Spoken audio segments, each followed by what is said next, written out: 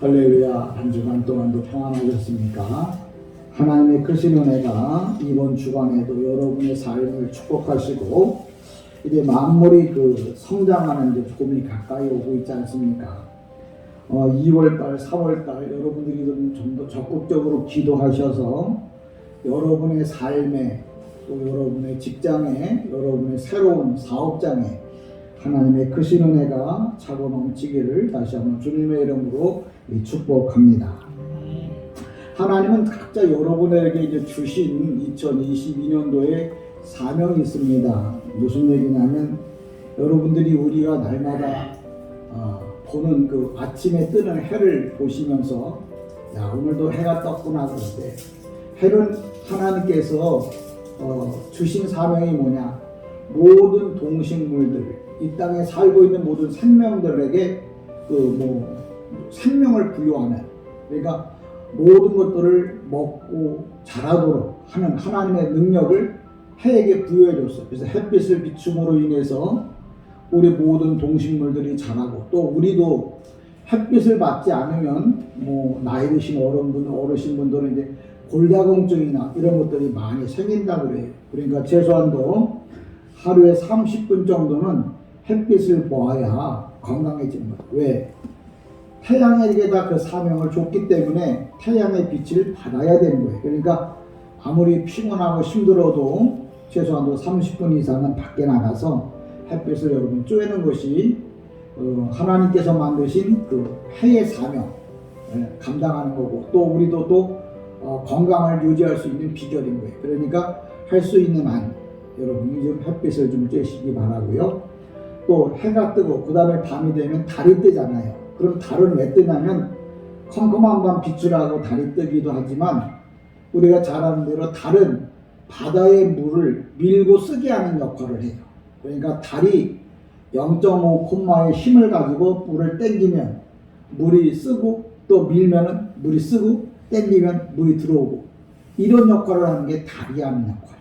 그래서 여러분이 달력도 보면 양력, 또 바닷가에 가려면 음력을 봐요. 음력이라고 하면 달의 힘을 말하는 걸 음력이라고 해요. 양력은 뭐냐? 해의 힘. 해가 가지고 있는 힘을 양력, 달이 갖고 있는 힘을 음력 이래요. 그러니까 음력하고 양력이 뭐냐면 해가 얼마나 힘이 있나 그걸 양력, 또 달이 얼마나 힘이 있냐 그걸 음력 그래요. 그러면 해, 달은 알겠는데 그럼 별은 뭐냐? 별은 그냥 하늘에 떠 있는 장식품이 아니라 우리가 봄, 여름, 가을, 겨울 계절을 이 주관하는 역할을 다 별이 합니다. 이건 제가 하는 얘기 아니라 과학자들이 밝혀낸 내용이에요. 그러니까 다 각자에게 사명이 있다는 거예요.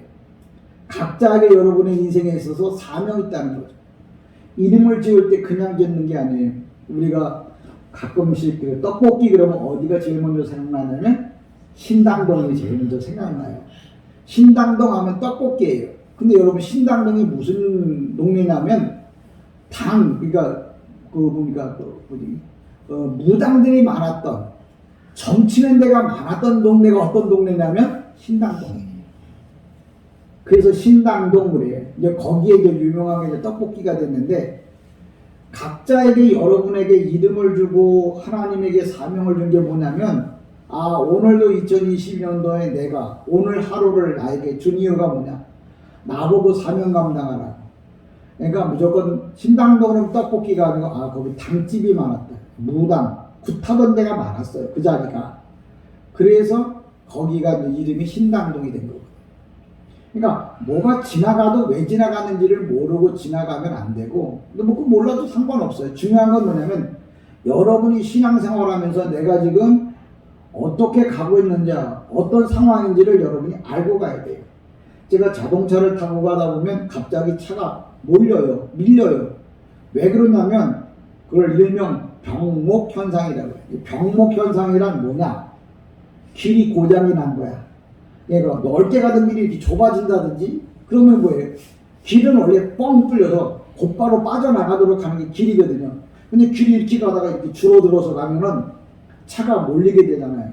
그걸 병목현상이라고 그러는데, 우리들이 신앙생활하면서도 병목현상이 너무 많이 일어나요. 예를 들면 내가 정말 예수를 주일을 한 번도 빼먹지 않고 봤는데 갑자기 뭐예요? 몸이 아프다든지 아니면 갑자기 생각지도 않았던 코로나 때문에 아니면 갑자기 생각지도 않았던 사람이 와서 이래갖고 갑자기 뭐예요?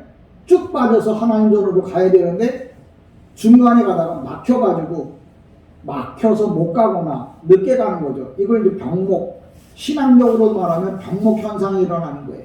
그러니까 그러려면 뭐예요? 병목 현상을 없애버려야 되잖아요.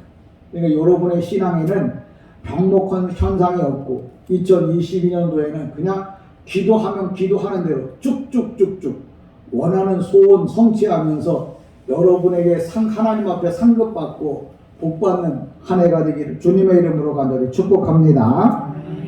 오늘은 그 예수님의 지난주에는 말씀드렸는데 이번엔 성도들의 신옷에 대한 말씀을 좀 하려고요. 우리가 1992년도 10월 28일 이장님 씨가 다미성교회 이장님 씨가 예수가 재림한다고 그래가지고 다들 뭐예요? 흰옷 입고 다 뭐예요? 12시에 기다렸어요. 주님 재림할 줄 알고.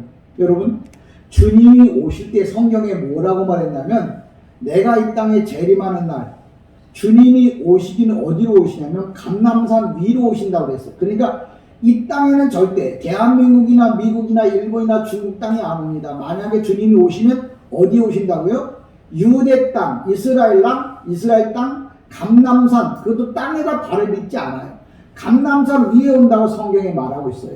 그러니까 여러분들이 신앙의 그 병목 현상이라면 하나님의 말씀을 똑바로 알았다면 절대 흰옷 입고 1992년도 10월 28일 날 밤 12시까지 기다리지 않았을 거예요. 왜? 주님이 성경에 뭐라고 말하면 내가 다시 오는 날 감람산 위에 오겠다고 그랬지 대한민국에 오겠다는 말을 안 했거든.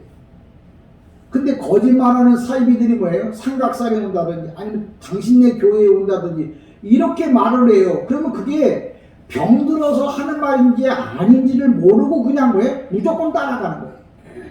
여러분이 만약에 거기 안 갔으니까 다행이지 만약에 갔다고 하면 얼마나 허망했겠어요. 근데 허망한 이유가 뭐냐? 성경에 분명히 주님이 오실 때는 어디 온다고요? 이스라엘 땅 감람산 위에 거기에 온다고 그랬거든요. 재림하신다고 그랬거든요. 근데 왜 대한민국 땅 거기 뭐 삼각산에 오든지 뭐 어디에 오겠다고 거기 기다리고 있느냐고요. 이게 영적으로 뭐예요? 병이 들은 거예요.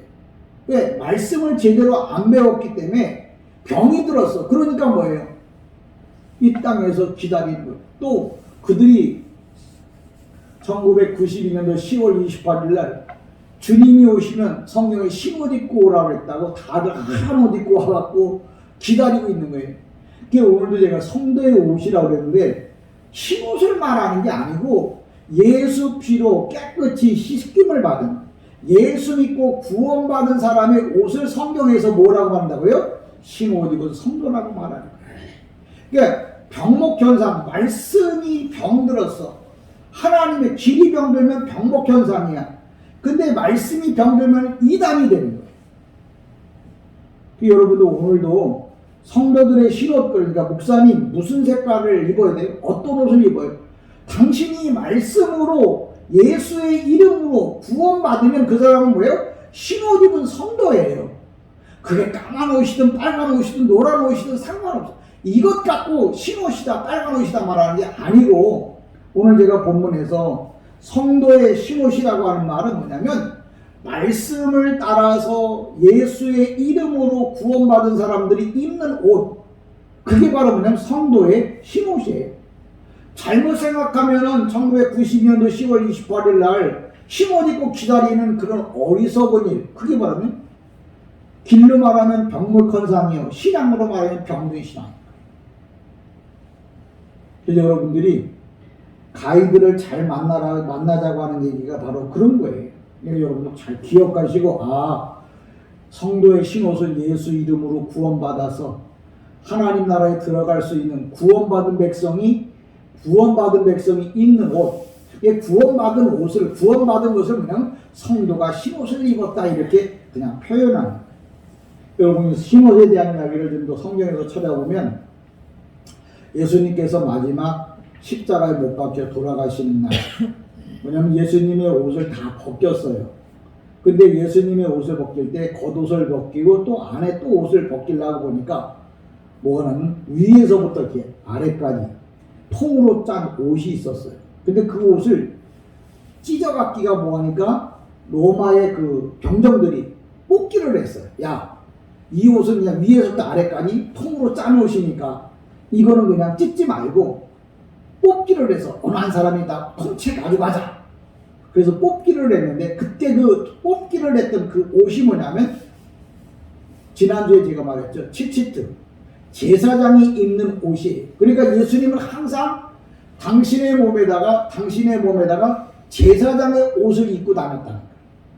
그걸 어떻게 하느냐면 주님이 마지막 십자가에 못 박힐 때 그 옷을 벗겨보니까 겉옷을 벗겨보니까 치치트 제사장만이 입고 다니는 옷을 입고 있었다는 거예요. 그 당시 제사장이 입는 옷은 비쌌습니다. 근데 마리아가 예수님을 제사장으로 알고 당신의 아들이지만 제사장으로 알고 어마어마한 돈을 들여서 제사장의 옷을 입혔어요. 그러니까 예수님의 어머니 마리아는 얼마나 믿음이 좋았냐면 예수님은 항상 당신이 제사장이기 때문에 제사장의 옷을 입고 다녔다는 거예요. 그걸 나중에 십자가에 못 박혔을 때 보니까 그분이 제사장인 것을 옷을 보고 알았다는 거죠. 성도들의 그 신앙, 행실 이걸 보면은 이 사람이 정말 하나님의 사람인지 흰옷 입은 성도인지 아닌지 알 수 있다는 얘기를 하는 겁니다. 그러니까 여러분 예수님이 입은 옷이 바로 뭐예요? 히브리 말로 치치트 제사장의 옷이에요. 그 지난주에 제가 말씀드렸죠.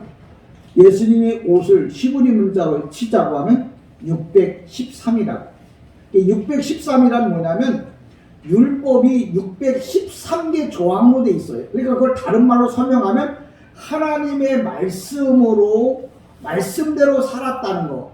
내가 예수님이 이 제사장의 옷을 입었다는 말은 하나님의 뜻대로 살았다는 말을 하는 거거든요. 그러니까 여러분들이 예수를 믿으면서 예배를 드리면서 내가 제사장의 옷을 입었다는 말은 주님의 말씀대로 내가 살고 있고 주님의 말씀대로 내가 살아가고 있다고 하는 살겠다는 약속의 증표예요.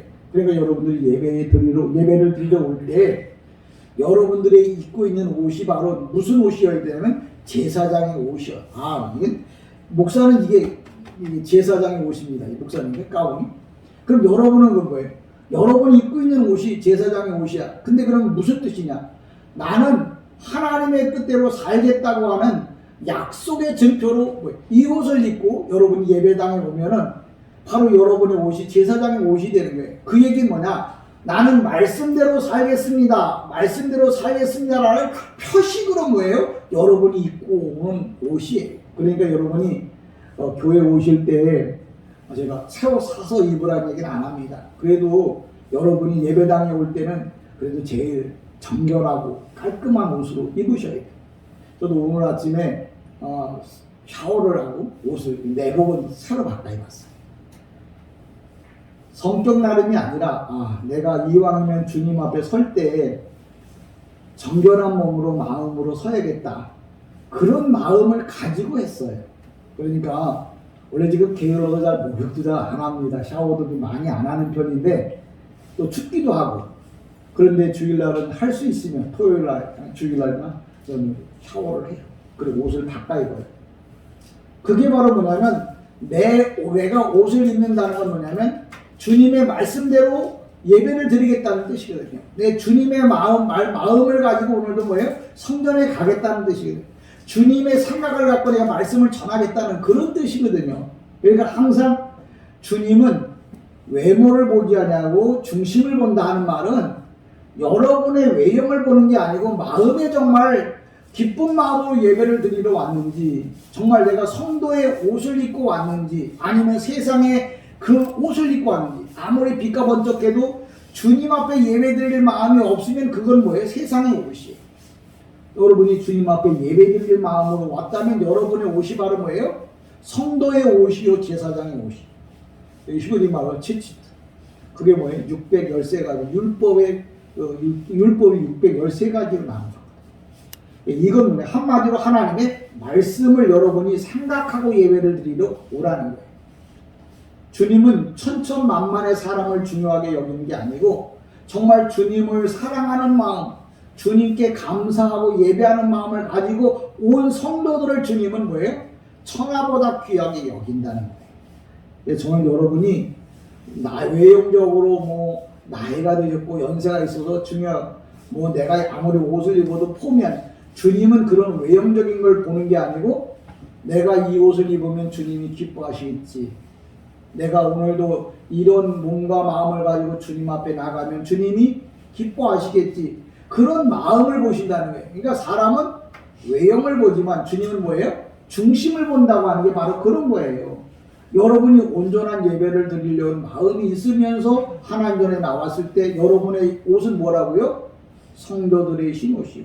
여러분이 이 옷을 입었다는 말은 하나님 나라에 들어갈 자격이 주어졌다는 말을 하는 거예요. 여러분 꼭 기억하십시오. 성도들의 옷은 바로 뭐냐? 내가 말씀대로 사는 것이 성도들의 옷이요. 주님의 이름으로 구원받아서 천국 가는 것이 성도들의 옷이요. 내가 말씀을 지켜 하나님께 영광 돌리려고 하는 것이 주님이 성도의 옷이라고 하는 사실을 꼭 기억하십시오. 그러니까 잘못된 그 흰옷이 아니에요. 그러니까 성경에 없는 방식의 흰옷, 그건 아무리 정말 누구 실크로 입어도 의미가 없다는 것 꼭 기억하시고, 내가 주님 앞에 설 때 올바른 신앙을 가져야겠다, 그런 생각을 가십시오. 왜 그러냐면 예수님께서 여러분에게 모세라고 하는 말이 뭐냐면, 모세 잘 아시죠? 근데 모세가 무슨 뜻이냐고 물어보면 잘 몰라요. 모세라는 뭐냐면 물에서 건짐을 받았다, 그래서 모세예요. 근데 모세의 형 이름이 뭐냐면 아론이거든요. 아론. 근데 아론의 뜻이 뭐냐? 법궤란 뜻이야. 법궤 안에는 여러분이 잘 아는 대로 만나의 항아리, 그 다음에 아론의 쌍난지팡이, 그 다음에 십계명이 들어있는 게 이 만나 항아리거든요. 그게 바로 그냥 법궤 안에 들어가 있는 거예요. 그러니까 이스라엘 백성들이 항상 어디를 갈 때도 보면 법궤를 맨 앞에다가 이렇게 앞에다 세워요. 근데 여러분 성경에 보면 뭐라고 말했냐면, 법궤를 앞에다 제사장이 이렇게 4사람이 메고 가는데 그 법궤와 성도, 그러니까 성도 간의 거리가 뭐냐면 우리나 우리 계산으로 말하면 912m 정도 거리를 뛰고 따라가요. 왜? 하나님은 거룩하신 분이라서 가까이 가는, 우리가 태양에 가까이 가는 다 타죽잖아요. 그처럼 주님의 영광에 너무 가까이 가면 뭐예요? 하나님이 정해놓은 사람이 아니면 다 뭐예요? 죽임을 당해요. 그게 대표적인 게 뭐냐면, 법궤를 제사장이 메고 가야 되는데 소마차에다가 법궤를 실었어요. 근데 이 소가 펄쩍 뛰는 바람에 그 법궤가 넘어지려고 하니까 우사가 법궤가 넘어지지 않도록 잡았는데 하나님께서 그 자리에서 우사를 쳐 죽였어요. 그래서 베레스 우사거든요. 왜 쳐 죽였냐면, 하나님 앞에 법궤가 무너지든 말든 하나님의 뜻대로 왜 떨어져 있어야 돼요. 근데 그걸 사람이 잡아서 하나님의 영광을 침범했다고 그래갖고 베레스 우사를 쳐 죽인 거예요. 여러분이 예수를 믿는다고 해도 하나님의 뜻대로 안 살면 뭐예요? 하나님께서 뭐예요? 쳐버리는 거예요. 그러니까 항상 여러분들이 하나님의 말씀을 912m라고 하는 말은 하나님의 말씀을 경건하게, 의롭게, 온전하게 부르라고, 경외하라고, 예배를 드리라고 그 912m라고 하는 걸 정의합니다. 그러니까 성도는 항상 912m라고 한 게 하나님의 말씀에서 떠나면 안 돼요. 그걸 떠났다, 912m를 떠났다, 그럼 향락주의, 세상주의에 빠져요. 근데 하나님의 말씀을 앞질러 갔다, 그럼 뭐예요? 사탄주의에 빠지는 거예요. 그러니까 항상 우리는 뭐예요? 말씀을 위에서 바라다보고 그 말씀을 따라가는 거죠. 그게 성경에서 어떻게 표현되냐면, 동방박사가 별을 보고 따라갔다고 그랬죠. 동방박사가 별을 보고 따라가니까 그 별이 예수님의 그 머리 위에 머물렀다고 했어요. 그 얘기는 뭐냐면, 우리가 항상 예수님을 만나기 위해서 말씀을 따라가는 거예요. 동방박사가 별을 보고 따라갔다는 말은 하나님의 말씀을 따라가다 보니까 어디에 왔다고요? 예수님을 만났다는 거예요. 우리가 예수님의 말씀을 따라가다 보니까 어디 가서 만난다고요? 천국 가서 만난다. 동방박사가 요대 땅 베들레헴에 그 예수님을 만난 것처럼 우리는 말씀을 따라서 이제 그 별을 보고 그 말씀을 보고 따라가다 보니까 거기에 머물러 있어. 거기가 어디에? 천국이라. 여러분이 말씀을 보지 않고 별을 보지 않고 912m 그냥 내 마음대로 그냥 멀리 떨어지면 안 돼. 뭐예요? 항상 주님의 말씀에 가까이에서 여러분이 항상 말씀을 여러분 옆에다 두고, 그게 오늘 본문이 그 얘기라는 거예요. 이것으로 내 손에 기와 내 미간에 표를 삼고. 이 말은 뭐냐면 내가 하나님의 말씀을 항상 뭐예요? 보고 듣고 이 할 수 있는 곳에다가 두라는 거예요. 그러니까 여러분의 마음에 늘 주님이 뭐예요? 계셔야 하는 거예요. 그러니까 주일날만 주님이 계시지 아니고 늘 옷은 뭐예요? 항상 입잖아요. 여러분 내복 아니면 외투 이게 항상 입잖아요. 여러분이 옷을 입으면서도 항상 생각하세요. 오늘도 내가 주님의 말씀대로 내가 살고 있나? 내가 오늘도 옷을 갈아입으면 내가 세상의 것은 뭐예요? 벗어서 이게 더러우면 벗잖아요. 벗어 버리잖아요. 그리고 새 옷을 갈아입잖아요. 옷을 입을 때마다도 무슨 생각을 해요? 아, 내가 세상의 죄짐의 무거운 짐들 다 뭐예요? 벗어버리고 주님의 말씀의 옷으로 새롭게 갈아입고 오늘도 뭐예요? 말씀을 따라서 오늘도 내가 직장으로 일터 사업장으로 내가 오늘 간다. 그런 마음으로 여러분이 이 세상 하루하루를 살아가셔야 돼요.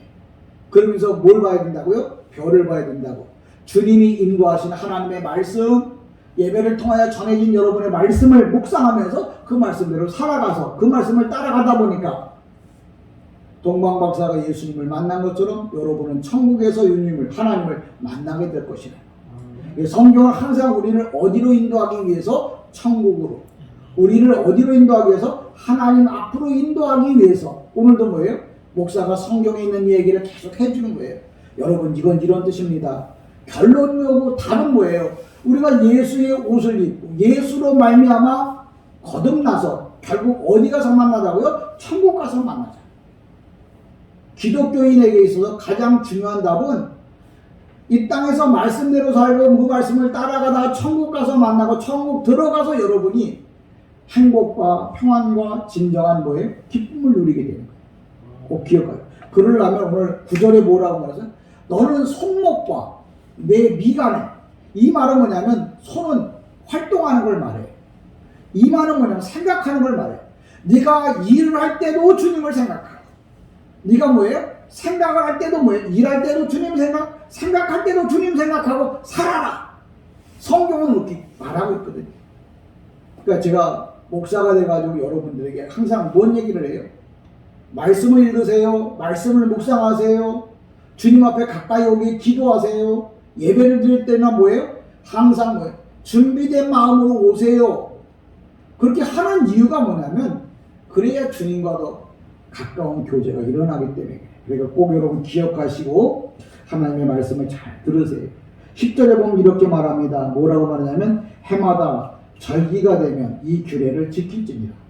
이 규례라고 하는 것은 뭐냐면 무교절이에요. 근데 여기서 말하고자 하는 해마다 지킬지니라. 이 말은 다른 말로 말하면 형식적인 예배가 아니라 성령 안에서 온전한 예배를 드려라. 여러분이 예배당에 나와갖고 딴 생각하면 뭐예요? 그거는 형식적인 예배가 됩니다. 교회 안 나오는 것도, 교회 안 나오는 것도 문제지만 예배당에 와갖고 딴 생각하고 있으면 뭐예요? 그것도 형식적인 예배라는 거예요. 그 예배는 하나님이 안 받으셔요. 제가 목사로서 그렇게 자꾸 말하고 싶진 않지만 교회 다니는 사람과 성도가 다른 거예요. 성도는 온전한 마음으로 예배 드리는 사람을 성도라고 그래요. 교회 다니는 사람은 그냥 교회 왔다가 가는 것으로 그냥 끝나는 사람이에요. 걔가 주님을 만나려는 마음도 없죠. 준비도 안 했죠. 말씀도 생각 안 하고 예배 빨리 끝나냐. 용 목사님 왜 이렇게 오늘 설교가 긴 거야. 웬 헛소리를 자꾸 하고 있는 거야. 나 지금 오늘 끝나고 어디 가야 돼. 이런 마음으로 예배당에 1000년을 앉아있어도 주님은 뭐예요? 한 번도 예배당에 오지 않았음 하고 체크해요. 그러니까 여러분들이 오늘도 절기를 따라 해마다, 이게 해라면 연을 말해요. 매년, 매 시간, 매 순간 너는 뭐예요? 절기를 지킬지니라. 하나님 모시기 합당한 방법대로 예배를 드릴지니라 이렇게 말해요. 여러분이 정말 주님의 말씀대로 합당한 예배를 드리세요. 목사의 소망은 뭐냐? 여러분이 온전한 예배를 드리는 거예요. 온전한 예배를 드리면 나머지 여러분 내가 뭐 해주세요, 뭐 해주세요. 아픈데 힘든데 고쳐주세요. 그렇게 하지 않아도 주님은 예배 드린 것 때문에 여러분의 모든 문제를 다 해결해 줄 줄 믿습니다. 11절에 보면 이렇게 말하잖아요. 뭐라고 말하냐면 여호와께서 너와 네 조상에게 맹세하신 대로 너를 가나안 땅 사람의 땅에 인도하시고 그 땅을 내게 주리라. 이 말은 그 땅을 내게 주겠다. 이 말은 우리 보고 가나안 땅, 이스라엘 땅을 준다는 얘기가 아니라 현실의 삶에서 하나님께서 복 주신다는 말을 하는 거예요. 왜? 네가 말씀대로 살면은 내가 너에게 복을 부어주겠다고 약속하셨잖아요. 그러니까 우리가 믿는 하나님의 말씀을 우리가 믿고 고백하는 것을 삶으로 옮길 때 하나님께서 여러분에게 복을 주시는 거예요. 제가 요새 그 2022년도에 기도하면서 하나님 앞에 은혜를 받은 게 2022년도에는 교회가 이제 잃어버렸던 떠났던 사람들이 돌아오는 신년의 해가 되겠다. 그런 생각을 했어요. 신년의 해가. 여러분 제가 앞서 1992년도 10월 28일 날 이장님 씨가 담임성교 이장님 씨가 재림을 한다고 했는데 그 이장님 씨가 왜 1992년 10월 28일이라고 했냐면 그 보통 일반적으로 생각하는데 구약 4,000년 신약 2,000년 그래요. 2000년 중에 7년대 환란 빼고 나면 1992년이 돼요. 10월 28일은 뭐냐? 대속죄일이야. 대속죄일. 성경에 10월 28일이 대속죄일이야. 근데 그 대속죄일이라고 하는 말은 다른 말로 신년이야. 모든 사람이 묶였던 걸 다 풀어주고 그때 주님이 다시 뭐예요? 재림한다고 성경에 써놨어요. 그러니까 그걸 이용해가지고 뭐예요? 그걸 이용해갖고 1992년도 10월 28일이라고 이장님이가 그렇게 얘기한 거죠. 그러니까 여러분 주님이 분명히 말씀하십니다. 뭐라고? 네가 내 명령을 지키기만 하면 내게 복 주겠다고 했어요. 그러니까 여러분들에게 있어서 제가 여러분들에게 드리고 싶은 말이에요. 2월달, 3월달 여러분 열심히 기도하십시오. 그리고 여러분이 원하는 이 소망이 있다면, 하고 싶은 것이 있다면 여러분이 그 일을 위해서 기도하십시오. 제가 개별적인 얘기입니다. 어떤 분이 권사님 사업장 내걸리고 권사님 2월달, 3월달 안에 하나님께서 복 주실 거야. 제가 그렇게 이야기를 했어요. 근데 2월달 아니 3월달에 앉아서 그런지 몰라도 오늘 아침에 어떤 권사님이 그래. 목사님 이번에 또 2등 나왔어요. 그 얘기는 하나님이 복 주신다는 얘기예요. 그렇다고 다른 목사님들은 내가 특별한 건 아닌데 하나님의 말씀대로 살아보려고 하는 몸부림 그것 때문에 하나님께서 그 말씀을 따라가는 사람들과 함께 뭐예요? 복을 주시는 거예요. 어떤 권사님도 목사님 제가 오늘 뭐 이런 거 좀 하고 싶은데요. 그래서 제가 그걸 붙잡고 기도를 합니다. 뭐 사업하고 사업을 해보시겠다고 하는 분도 계시고 해서 하나님의 뜻이 어디 있는가 기도도 하고 있습니다. 여러분 인생에 말씀 11절에 말하죠. 여호와께서 너와 네 조상이 맹세하신 땅대 하신 대로 너를 가나안 땅에 인도하시. 이 말은 네가 형식적인 예배가 아니고 정말 진실로 예배를 드린다면 내가 너에게 이 땅을 뭐예요? 복을 주겠다. 이렇게 말해요. 다시 말하자면 이 땅의 삶에 하나님께서 건강의 복도 주실 거고 여러분이 먹고 사는 문제에 대한 사업에 대한 복도, 직장에 대한 복도 주실 줄 여러분이 믿으시기를 바랍니다. 12절에 보면 이렇게 말합니다. 너는 태에서 처음 난 모든 것과 내게 있는 가축의 태에서 처음 난 것을 다 구별하여 여호와께 돌리라. 숫것은 여호와의 것이니라. 이 구별하여 여호와께 돌리라고 하는 말은 하나님만 위해서 특별하게 생각하라는 거예요. 이게 하나님의 것을 목사가 이제 헛문 얘기한다고 시험 들지 마세요. 미리 얘기할게요. 여러분이 하고 안 하고는 여러분의 믿음입니다. 여기 뭐라고 말하냐면 하나님께 정한 것은 하나님께 드리라는 거예요. 그럼 나는 모자라는데요.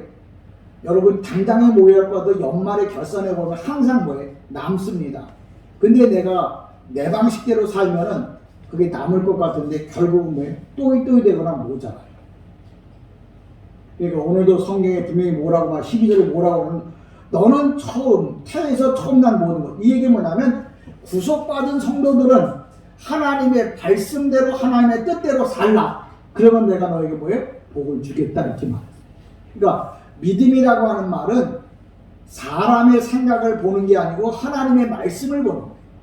내가 영안이 열렸다는 말은 뭐 자다가 꿈에 뭘 봤다는 얘기가 아니고 말씀이 정말 하나님의 말씀이라고 믿는 거, 그걸 보는 게 바로 뭐냐면 영안이 열려요. 봤다는 말은 내가 그걸 행동으로 옮긴 사람은 봤다는 사람이에요. 본 사람이에요. 보지 않고 행동에 옮기는 사람은 없어요. 여러분이 사랑을 하면서도 봐야 돼요. 누구 말 맞다나 서로가 두 눈이 마주쳐야 뭐 사랑을 하든가 뭘 하든가 할 거. 하나님이 복 주려고 그러면 만나야 되잖아요. 그 말씀을 붙잡아야 되잖아요. 그래야 하나님이 복 주는 거예요. 여러분이 그런 것도 안 했는데 어떻게 복을 주겠냐면, 12절의 말씀은 바로 뭐예요? 구별하여 여호와께 돌리라. 그게 뭐냐면 성경에서 10의 1조라고. 어떤 분은 그래요. 10의 1조는 구약에만 있다. 우리가 지금 읽고 있는 이 성경은, 우리가 알고 있는 사본은 신약 따로 구약 따로 없어요. 그냥 처음부터 끝까지 다 뭐예요? 하나의 성경이에요. 근데 이걸 그냥 사람이 영어 성경에서 구약, 신약 나누는 거예요. 근데 사본에는 신약 구약이 없어요. 똑같아요.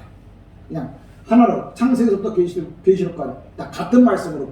왜?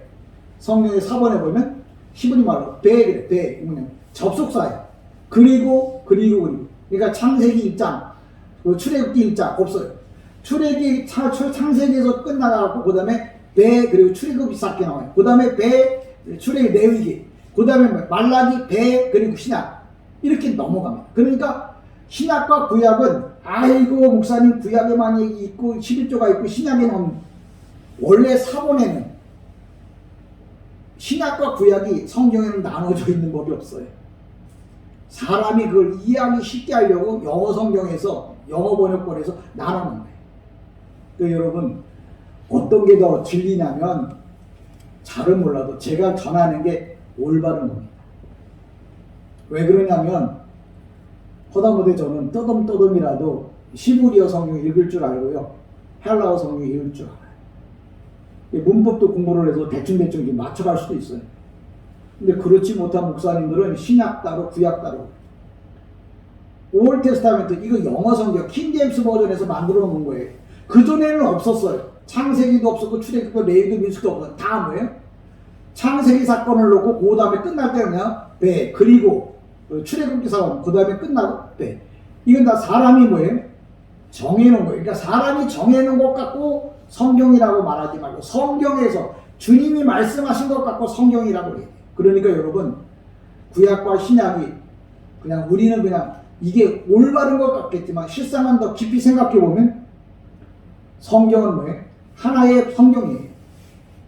그러니까 나눠놓지 않아요. 그러니까 구약에는 어떤 신약에는 없다고 그렇게 말을 하면은 하나님의 말씀을 제대로 이해하지 못한 분들이에요. 그러니까 목사가 얘기해요. 10조하면 복 받는데, 구약 얘기야. 그런 사람들은 뭐 그런 복을 받겠죠. 그러나 저는 여러분에게 성경은 언제든지 뭐라고 하냐면 하나님의 것은 하나님께 드리라고 했어요. 근데 그게 꼭 10의 1조에 관한 부분이 아니에요. 아유, 이거 안 되는 거 목사님이 억지로 시킬 헌법은 없습니다. 믿음의 법은 무슨 법이에요? 사랑의 법이에요. 목사가 말했을 때 그걸 믿음으로, 사랑으로 그걸 행할 때 하나님 복 주는 거지. 헌법 몇 항 몇 조에 있는데 그거 안 되면 안 돼. 이럴 수는 없어. 그러나 성경은 분명히 뭐라고 말하죠? 10의 1조. 그리고 뭐라고 얘기하냐면, 만약에 내가 나귀의 새끼, 13절에 이렇게 말합니다. 나귀의 첫 새끼는 다 어린 양으로 대접할. 이 나귀라고 하는 말은 동물 중에 하나님 앞에 제물로 드리는 그게 동물이 있어요. 양, 소, 이런 건 제물로 드려요. 근데 나귀나 이런 뭐 다른 것들은 제물로 드릴 수가 없어요. 근데 나귀가 태어났어. 첫 새끼인데, 그럼 뭐 어떻게 해? 이거를 대신 뭘로 바꾸라고요? 그걸 팔아서 양으로다가 바꿔가지고 뭐예요? 하나님 앞에 제사를 드리라는 거예요. 만약에 내가 양을 드리기 싫다, 그러면 낙타의 뭐예요? 첫 새끼를 다 뭐예요? 목을 꺾으란 말을 죽여버리라는 거예요. 왜? 하나님의 것을 내가 쓰면 안 되기 때문에. 이 목사는 정말 제가 여러분들에게 무슨 얘기를 전해줘야 되냐면, 성경 공부를 잘 시켜줘야 돼요. 그래야 여러분이 성경 공부대로 뭐예요? 여러분이 살면은 복을 받아요. 그러니까 낙타의 목을 꺾어버려. 이게 무슨 뜻이에요? 몰라? 왜 낙타의 그 귀한 생명을 꺾으라고 했을까? 그 얘기는 뭐냐면 하나님의 것을 네가 쓰지 말라. 만약에 네 그걸 하면 세상적인 방법으로 말하면 그걸 뭐예요? 하나님의 것 양으로 뭐 바꿔서 그걸 제물로 드리라는 거예요. 그러면 그것도 뭐예요? 하나님께는 뭐예요? 복이 된다. 사람에게는 복이 된다는 말을 하는 겁니다. 그러니까 목사가 성경 공부를 이렇게 하나하나 잘 시켜드리는 이유는 뭐냐? 여러분이 이것 때문에 복을 받으라고. 그냥 얼렁뚱땅 믿습니까? 내가 어저께 맛있게 먹고 왔는데 믿습니까? 아니 그 내가 그딴 거 믿으려고 교회 가는 줄 아세요? 그딴 거에 안해하려고 오늘 내가 좋은 옷을 입고 왔습니까? 믿습니까? 그걸 뭐하러 믿어? 보면 알지. 그리고 네가 좋은 옷 입은 거하고 나하고 무슨 상관이 있어? 나는 하나님의 말씀을 들으려고 온 거예요. 여러분이 텔레비를 보든지 라디오를 듣든지 간에 방송을 듣다가도 사람의 이야기를 하거든 꺼버리세요. 들어봐야 뭐예요? 독이 될 뿐이지 이익이 아니에요. 하나님께 영광 돌릴 수 있는 얘기를 들어. 왜? 내가 늘 쉽게 말하잖아요. 산에 가야 곰을 잡고 물에 가야 곰을 잡고 인천 앞바다에 사이다가 있어도 컵 없이는 못 마신다. 갈 곳에 가야 되고 서 있을 곳에 서 있어요. 10편 1편에 뭐라 복 있는 사람은 악인의 길을 쫓지 않으며 죄인의 서지 아니하며 이 얘기 뭐냐면 복받을 자리에 있으라는 얘기예요. 들어도 복받을 소리를 들어야 되지. 쓸데없이 신약과 구약이 다르니까 구약에는 11종이 있는데 신약에는 없어. 그건 들을 얘기가 아니에요. 그러니까 여러분 요새 방송에도 그럽니다. 진짜 검증된 소리냐 아니면 유튜브에서 하는 소리냐. 유튜브의 소리 별의별 소리가 다 나와서 다 믿을 수가 없고 정상적인 방송 구경방송 거기서 나오는 소리래야 돼. 하나님의 말씀도 뭐예요? 올바로 전하는 목사의 말을 들어야 돼. 올바르다고 하는 말은 사이즈가 크다 적다가 아니야. 성경에 있는 걸 정말 바르게 설명해 주느냐 아니냐 그거에 기준이 있어요. 여러분 꼭 기억하십시오. 나귀의 첫 새끼는 다 뭐예요? 어린 양으로 대속할 것이요. 이 대속 사건이 바로 뭐냐면 내가 아무리 깨끗한 피로 내가 옷을 더럽고 의롭게 입고 예수님 앞에 간다고 해도 하나님 앞에 가서 안 받아요. 그럼 어떻게 가야 되냐? 예수님의 피를 내 몸에 바르고 가야 돼. 다시 말하자면 예수를 믿어야 내가 하나님 나라 들어갈 수 있다는 거예요. 내가 이 세상에서 아무리 선한 일, 깨끗한 일, 좋은 일을 많이 해도 그것 갖고는 뭐야? 갈 수가 없는 거예요. 그러면 그걸 꺾어버리라고 하는 말은 나를 죽여서 주님의 피로 뭐예요? 주님의 말씀으로 나 바꿔야 주님이 그걸 받으십니다. 그러니까 내가 예배를 받아. 그 예배는 어떤 예배냐면 주님의 피가 모든 예배야. 주님의 이름으로 드리는 예배야. 주님의 말씀을 따라서 전하는 말씀을 통해서 드려지는 예배라야 주님이 그 예배를 받으시는 거예요. 근데 그거 없이 아무리 착하고 선한 일, 낙타로, 나귀로 아무리 제사를 1000만 번 드려도 그 예배는 안 받아요. 저는 여러분들이 예수 피로 기도할 때도 마지막에 예수님의 이름으로 그것도 뭐라고요? 예수님의 이름보다 더 좋은 말씀이 뭐라고요? 예수 그리스도의 이름으로 기도하옵나이다. 그러면 여러분에게 뭐예요? 복이에요. 왜 그리스도라고 하는 말은 메시아란 말이에요. 히브리 말로다가는 그리스도, 히브리 말은 메시아, 헬라어는 그리스도예요. 근데 똑같은 말인데요. 뭐냐면 메시아는 뭐냐? 구약에 오실 분, 오실 메시아를 기다리는 거예요. 예수는 이 땅에 오신 분. 그래서 우리가 기도할 때 그리스도 예수의 이름으로 오시겠다고 약속한 그분이 오셨다. 그분의 이름으로 내가 뭐예요? 기도하옵나이다. 이거 확실한 거죠. 여러분의 기도가 확실하게 올라가야 돼요. 저는 여러분이 꼭 하나님의 말씀을 따라서 살아가기를 소망하고요. 14절에 보면 이렇게 보면 후일의 아들이 내게 묻기를 이것이 어찌 된 일이냐 하거든 너는 그에게 이르기를 여호와께서 그의 손의 권능으로 우리를 애굽에서 종되었던 집에서 인도하여 내실세라고 말하는 너는 그에게 후손이죠. 꼭 뭐예요? 이 얘기를 뭐 가르치라는 거예요. 아들이 물어보면 가르치라는 거예요. 성도들이 물어보면 가르치라는 거예요. 물어보지 않으면 목사가 알아서 가르치는 거예요. 그러니까 뭘 가르쳤다고요? 성도의 신옷은 어떤 옷이라고요?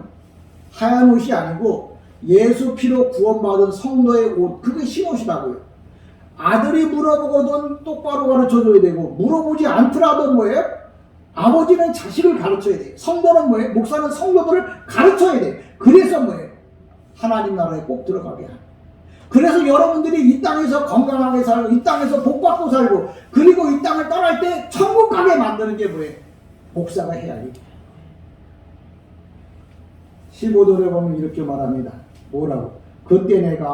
그때 바로가 완악하여 우리를 보내지 아니하며 여호와께서 애굽 나라 가운데 처음 난 모든 것을 사람의 장자로부터 가축의 처음 난 것까지 다 죽이셨으므로 태에서 처음 난 모든 수컷들은 내가 여호와께 제사를 드려서 내 아들 중에 모든 처음 난 자를 다 대속하리라.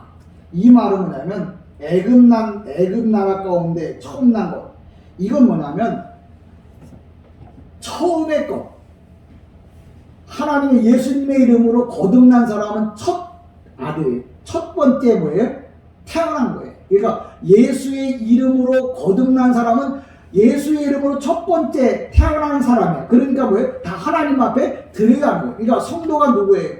예수 피로 새롭게 거듭난 첫 번째 아들이에요. 이 첫 번째 아들은 누구에게 드려야 된다고요? 예수님께, 하나님께 드려야 할 제물이라고요. 나는 뭐예요? 내가 아니에요. 예수의 이름으로 내가 구원받았다면 나는 내가 아니고 예수님의 첫 번째 영적인 아들이야. 첫 번째 아들은 애굽에서 다 죽일 때 안 죽였거든. 안 죽이면서 뭐라 그러냐면 첫 번째는 내가 죽이지 않았지만 살아서 주님을 위해 살라고. 그렇지 않으면 다 뭐예요? 애굽 사람들은 다 죽였냐는 거예요. 예수 안 믿어서 그래요. 여러분들이 예수 안 믿으면 다 뭐예요? 하나님께서 뭐예요? 다 버리시는 거예요. 근데 내가 예수를 믿었다. 예수님의 첫 번째 아들이잖아요. 그러니까 내가 처음 난 것은 다 뭐예요? 예수님 앞, 하나님 앞에 제물로 드리라고 했어. 내가 그럼 죽어서 제물로 드리는 게 아니고 하나님의 뜻대로 내가 사는 게 뭐예요? 하나님 앞에 제사 지내. 그래서 주일날 오라 그러면 와야 되고 하라 그러면 해야 돼요. 그게 첫 번째 아들의 삶이에요. 왜? 만약에 예수님이 날 살려주지 않았으면 나 뭐예요? 애굽의 장자들처럼 다 죽어버린다고요. 아이고 목사님 다들 잘 먹고 잘 사는데요. 육적으로는 잘 먹고 잘 살려면 영적으로는 다 뭐예요? 죽은 거예요. 성경이 이렇게 말합니다. 죽은 자들로 죽은 자를 장사케 하고, 죽은 자들로 죽은 자를, 영적으로 죽은 자들을, 육신적으로 죽은 자를 장사케 하고 너는 나를 따르라. 영적으로 살아있는 너희들은 뭐예요? 주님을 기쁘시게 하는 일에 시간을, 물질을, 몸을 쓰라는 얘기예요. 그러니까 여러분, 내가 왜 하나님 앞에 내 인생에 내가 열심히 벌어갖고 한 돈 왜 받쳐요? 내가 만약에 죽었다면 내가 벌 돈이 있어요? 쓸 돈이 있어요? 없잖아요. 그 얘기를 성경에서 하는 겁니다. 그러니까 여러분이 11조 내게 아니라고 하는 얘기는 난 이미 죽을 수밖에 없는 죽어야 마땅한 존재예요. 그런데 뭐예요? 주님이 살려줬다고요. 그리고 그러면 산 사람은, 주님의 이름으로 거듭난 사람은, 성도는 뭐예요? 하나님을 영화롭게 해야 돼. 하나님 기쁘게 해야 돼. 그게 바로 뭐냐면 기쁘게 하는 방법이 뭐냐? 하나님의 뜻대로 살라는 거예요. 그래서 주님이 주일날 나 만나자 그러면 오셔야 돼요. 주님의 것을 주님의 것이라고 드리라 그러면 드려야 돼요. 왜? 그렇지 않으면 세상 사람은 엄마 내 마음대로 하고 싶어, 내 뜻대로 살아. 그러면 이미 영적으로 다 뭐예요? 죽은 사람이에요. 근데 그거 거듭나지 않아. 다시 예수 이름으로 태어나면, 다시 그가 하나님의 첫 번째, 예수님의 첫 번째 아들이 되었다면 그 몸과 마음과 생각을 다 뭐예요? 제물로 드려야 되는 거예요. 그러니까 여러분이 드리는 게, 이게 내가 드리고 싶어서 드리는 게 아니고 당연히 뭐예요? 내가 해야 할 일이에요. 다시 설명합니다. 이랬다고 시험 들지 마세요. 왜? 시험 들어봐야 여러분 손해입니다. 왜? 목사님 그럼 교인이 떠나는데요. 그러면 안 되겠지만 하나님은 뭐예요? 바르게 가는 자들을 지키셔요. 또 지금까지 많은 사람들을 보셨지만 성공하는 사람들 보면 말씀대로 산 사람들이, 그거 내가 조금 애끼고 내 마음대로 살아보면 결과적으로 보면 모자라요. 왜 그런지, 그러니까 왜 내가 이런 것들을 이렇게 해야 되는지 제가 구체적으로 설명하잖아요. 그러니까 만약에 이게 틀렸다 그러면 그건 아닌데 잘못된 거 따르면 안 되죠. 여러분 2022년도 여러분의 인생에 복을 받기 원한다면 말씀을 따라가세요. 말씀을 따라가면 여러분 복에 다다를 겁니다. 육신적으로도 건강해질 거고 영적으로도 건강해질 거고 또 여러분이 계획한 모든 일들이 뭐예요? 성취하는 역사예요. 그냥 무작정 하나님 복 주지 않아요. 말씀의 근거에서. 그러니까 여러분이 오늘도 복 받으려고 하면 이 출애굽기 13장에 있는 말씀의 근거에서 뭐예요? 여러분이 행동에 옮기는 거예요. 그러면 뭐예요? 하나님께서 뭐예요? 하나님은 당신이 하신 말씀을 1.1핵이라도 안 어깁니다. 그러니까 여러분 꼭 하나님의 말씀대로 사셔서 2022년도 이제 송구영신 예배 때 좀 간증할 거리가 많았으면 좋겠어요. 근데 목사님 말씀대로 한 해 동안 살았더니 정말 안 될 것 같은데 하나님 안 될 것 같은데 복 줬고 안 될 것 같은데 복에 복을 줬다. 이렇게 고백하고 하나님께 영광 돌릴 수 있는 2022년도가 되기를 주님의 이름으로 간절히 축복합니다.